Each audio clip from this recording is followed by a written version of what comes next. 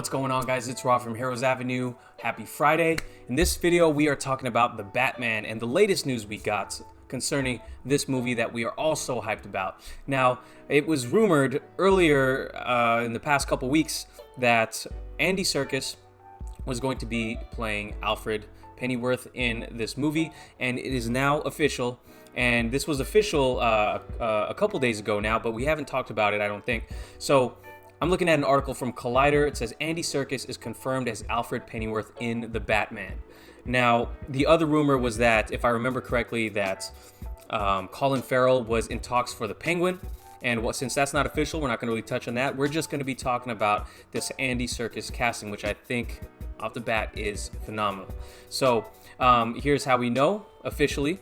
Matt Reeves posted onto Twitter, and he says, "And here comes Alfred," with a bat emoji, and you can see Andy Serkis running across fans, just giving them high fives. Now, I'm not going to go ahead and read the article. If you want to go ahead and talk and read the article, it goes into some of the other phenomenal castings that have been happening surrounding this movie. Most notably, Paul Dano as the Riddler, Zoe Kravitz as Catwoman, and also Jeffrey Wright as Commissioner Gordon. So this movie is really shaping up to be something special, at least from the if the casting is anything to be going off of, right? So Andy Serkis, I think this guy is a phenomenal actor. Now, most people probably know him simply from Lord of the Rings. Of course, he kind of pioneered the way they do motion capture and what you could do with that. And he was Gollum, obviously, and he played that so fantastically in the original Lord of the Rings trilogy, as well as the Hobbit trilogy. And other notable movies he's been in, just in case you've forgotten, he was in King Kong, he was Ulysses Claw in the Black Panther and Avengers Age of Ultron. He was in a Christopher Nolan movie, one of my favorites and most underrated in my opinion, The Prestige. I think he was Nikolai Tesla in that movie, if I remember correctly. He was Caesar so he's teaming up with Matt Reeves once again, who he's teamed up with in the Planet of the Apes, the last two movies of that trilogy, and he's playing Caesar, which he absolutely crushed. You can absolutely tell that he is something special, even if it's behind motion capture, because Andy Serkis becomes these characters. And one of my other favorite performances of Andy Serkis, of course, is Supreme Leader Snoke in Star Wars The Force Awakens and Star Wars The Last Jedi. Now, I know it's a super controversial movie, Star Wars The Last Jedi. I happen to enjoy it.